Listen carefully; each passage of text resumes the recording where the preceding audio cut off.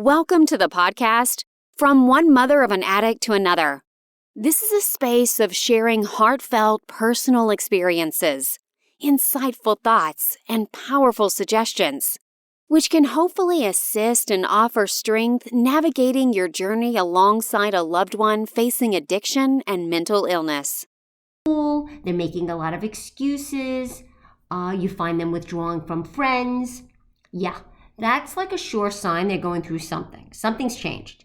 You see them unhappy, crying on and off, out of nowhere, feeling emotional, extremely emotional. Those are definitely some symptoms of depression. Now, part of that also was while my son was doing drugs, I found that he started out really strong in school, right?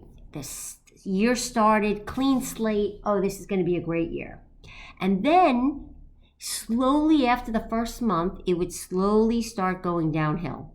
He wasn't paying attention as much. He wasn't going to school as much. He was making a lot of excuses.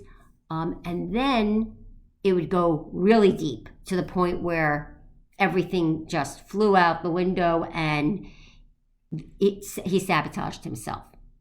So, and then he'd get into a deep depression. So he'd go from being really, really high, really regimented. I'm going to do my work. I'm going to do so well. And he goes to school every day and he has friends and he's so active. And then all of a sudden, slowly, he starts going down, feeling depressed, not wanting to go to school, not doing his homework, not taking tests. And then all of a sudden it crashes and he's in depression. And then he slowly has to get him out of that. But because he's not being honest about it and he doesn't want to say he has mental illness or anything like that, since I know nothing and he knew everything, that he suffered from sabotaging himself. And then he tried to get out of the situation he was in and he couldn't because he was too far in. But because he was so smart that he was able to take care of school, pass, because he would pass the finals. He'd do that well. And basically it wasn't a problem for him. So he ended up graduating from high school, which was great. But during that time, I know that pattern. The pattern is there. And he had short cycles. So it's started out strong one month, then started going downhill the next month. And then after that, it was crash, depression, then slowly start coming back up and then going down again. And he has very short cycles. Now, you could say it's bipolar. Again, they can't say anything until your kid is completely clean. Okay, I don't care what anybody says. They could say that, oh, your kid has psychosis, they're schizophrenic. All right, first get your kid off drugs. That's why when you go into rehab and they have they have dual rehab. So it's like one side is, first they get you clean and then they figure out what's wrong with you as far as mental illness. Those are great.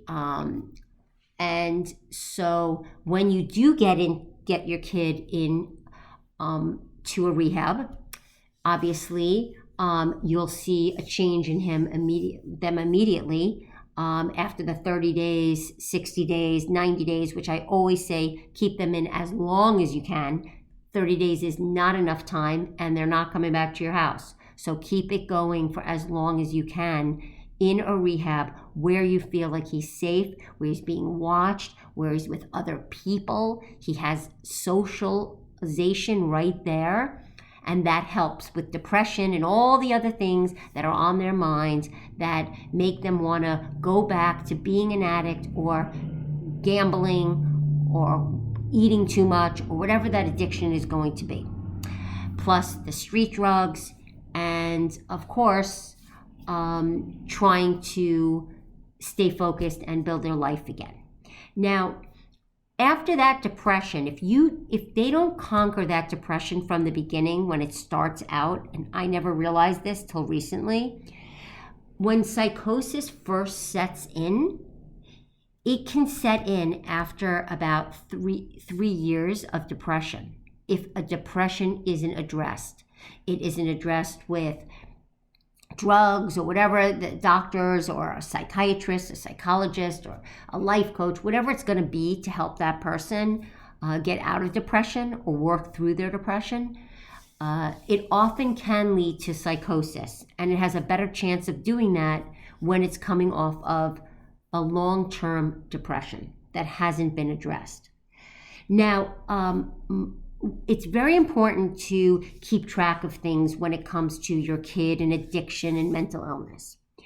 So it's kind of like keep a separate journal. One journal is for yourself, for mental health, for your self-help. And then the other journal is to keep track of any meds that he's going on or your kid's going on every time you've taken your kid to the therapist, psychiatrist, anytime your kid has said something odd, even keeping track of, like I said, he'd sabotage himself. He'd start out really strong, small. He'd have like short episodes. Also, would there be mania? Write this all down. How long did the mania last? And then how long did the depression last? And was it seasonal? So those are things that are so important and that will help guide towards some kind of understanding and figuring out what exactly their mental illness is. Now, so the first time I saw psychosis in my son was when he was telling me that I asked him to go to the grocery store, and he's giving me an attitude about going to the grocery store. And so I made him go, and when he was there, he claimed, when he came back, he informed me that he started seeing things at the grocery store. He does not like that place. It makes him very anxious. There are cereal boxes that are popping off of the shelves onto him. He feels like he's turning the corner and people are looking at him and following him. And he does not like it. He does not want to go back there. And it's making him feel extremely uncomfortable. And it gives him a lot of anxiety. And I thought he was like just acting ridiculous. And he just didn't want to do errands. And even though he had a car, he was supposed to do errands and do things for me to make it easier for me. And he did not do that very well. So that was the first time I heard him say something that was extremely odd, but I still didn't think of it as anything because I just figured he was making excuses for being lazy. Then and I definitely noticed his room was extremely dirty. He didn't keep himself clean. He never brushed his teeth. Hygiene was not in the cards. Noticed that immediately for some time. That's something to look after as well. Now, the second time was a little over a year later, when he had another odd psychotic event. Was when he came home from college. He had started it was a couple of months. Again, wow, he started out strong and then started to crash. He started sabotaging himself, and the mania ended and he started going down. Now, at that time, he came home, it was Thanksgiving time, and he started talking about saving the world. He's going to save the world. He has to save the world. He has to go now, and he doesn't know how he's going to get there yet, but he needs to go. And he started talking about history and the Romans, and he was making up all these interesting stories about history, like all this knowledge. And he was extremely bright kid. He is an extremely bright kid. And so history was his thing, chemistry was his thing, and he's talking like a scientist. And nobody knew what he was talking about. And my father turned to me and was like, oh my God, this kid needs help. Like, you got to get him help. Something's wrong with him. And it's like he was having conversations to himself. And it was so frustrating because I couldn't control that situation at all. And I didn't know where to get him help and what to do. What was I going to call the police? Oh, come get my son, take him somewhere. No, I wasn't going to do that. I wasn't going to just put him anywhere. And I had no idea what was going on with him. I didn't see him doing drugs at the time, but again, obviously, either he had a psychotic event without the drugs or just because it was induced by the drugs. Now, when I did go up to college after I had saved him that first time, which was about 3 weeks after that episode, when I saved him, I had to clean out his dorm room. When I went to clean out his dorm room, there were tons of bottles of alcohol empty. It's as if he just kept the bottles. They were everywhere. The place was a wreck. But that was definitely the second time that I experienced psychosis with him. Now, between then and 7 years later, he had gone to 3 rehabs in between. Every time he got out of rehab, now the first time he only was in rehab for 30 days. Big mistake. No one helped me with this. I had no clue that do not keep someone in rehab for 30 days. It's not even worth it. Don't even bother. They need at least 3 months. And then their brain starts getting cleaned of the drugs. And then you really can get a feel for them getting back to themselves and thinking clearly again. That takes time. That takes at least 7 months, 8 months. And then you'll start seeing that clarity in them and they're thinking clearly. Now, the first time he went right back to doing drugs, he was like drinking mouthwash because it had alcohol in it. I had no idea that it even had alcohol in it, and that was something to watch out for. And it didn't take him long to go back to lying and manipulating and convincing me that he's fine and he's going to go back to school and he's going to do this and that obviously didn't work out. And then before I knew it, that following year, he was in second rehab. The second rehab, I definitely saw him. He stayed in rehab for 2 months, and then he went to a halfway house. That halfway house, he stayed in for about, 6 months. And then he convinced me, I don't want to live there anymore. I have these roommates. They're really nice. They're all straight. They got, they're clean of drugs and we all want to live together.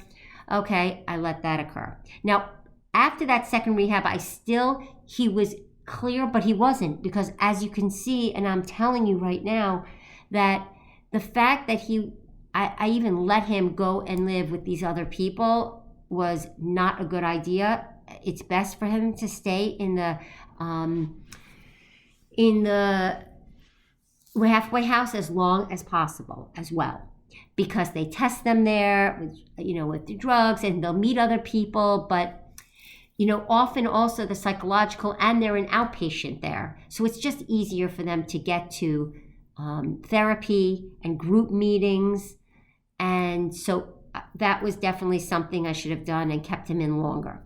Now, the third rehab, because obviously I had to save him from that apartment because we knew that wasn't going to last long. And when I saved him from that apartment, I did tell him that was the last time I'm going to save you. That's it. 3 times and I'm done now. He stayed in that rehab for over 4 months. That was the best rehab for him. It wasn't the best rehab. It wasn't a country club, okay? It was a place where he had good therapy. Therapy is key to this, okay? Once they get clean, it's all about the therapy. And it's the private sessions as well. So it's finding out how many private sessions is the addict going to get during the week, and besides the group meetings. Now, that was great. And he came out and he was really the cleanest I've had him in 8 months. It was 8 to 9 months. It was actually a year at that point. And he started thinking. He went to a psychiatrist. Of course, he claimed he did start a couple of drugs, and then that the psychiatrist prescribed, and he's like, Mom, I'm not doing this. There's nothing wrong with me. I don't like how the drugs make me feel. And he refused to do it. Now, I didn't believe that he had bipolar then or psychosis. I really didn't know what he had, but I definitely knew that at that moment he was thinking clearer than I've ever heard him speak about anything or think about anything. He was clear-minded. Now, that lasted a while, and then after that, he went up to start college again. And he started college, and he was back on track. He was not on any mental illness pills or prescriptions. He went back to school, but he couldn't. Again, he started out strong, and that did last almost a year. And then things went downhill. He started not being able to control his gambling. He started hacking his laptop. He started using his rent money that I was paying for school for gambling. And he started making some friends after feeling bad about himself because he didn't have friends, because he was older now, going back to college, and he felt insecure about it. And it wasn't enough for him to know, okay, I'm there just to do my schoolwork, and as soon as I can get out, I'm going to get out. That didn't work. So in between then, from the last psychosis, let's fast forward 7 years, that is when he came and said to me, called me up, oh my God, I've got to leave. My roommate is going to kill me. And I know they're after me, and this other kid is after me, and if they come here, they're going to kill me. So I need to get out of here. I need to get out of here now. That was in 2021. That was August of 2021, and that was that. I haven't seen my son since then. I have spoken to him, but I had not seen my son since then. At that time, he then didn't have another episode until 4 months later. And that was the last time I spoke to my son, was when he came at me, accusatory, horrible, mean, angry, and angry at his father and angry at his brother, and leaving messages and text messages. And he called me in the middle of the night, and I didn't answer the phone twice, and then it got him more upset and more upset. And even when I tried him in the morning, he was still in this belief that I was this terrible, horrible, horrible person that did horrible things. So that psychosis definitely set in. And what I had learned was what happens is that when that is full blown, it's very hard for them to get out of that thinking, that way of thinking. And the drugs that he was doing that caused probably this psychosis again, which often happens, and it could be just marijuana. It could be simple thing as marijuana that could set this off. And that really changed the relationship. And that was that moment when I was able to cut that off and say, I am done. I am not going to be able to enable anymore. I'm strong enough now. And he never did call me back. I never called him. And or anybody in the family has spoken to him. He's, gotten us all out of his life, and friends, relatives, etc. And now it's been almost 2.5 years, and that's where that is. Now, this is psychosis. Everyone is going to have a different story.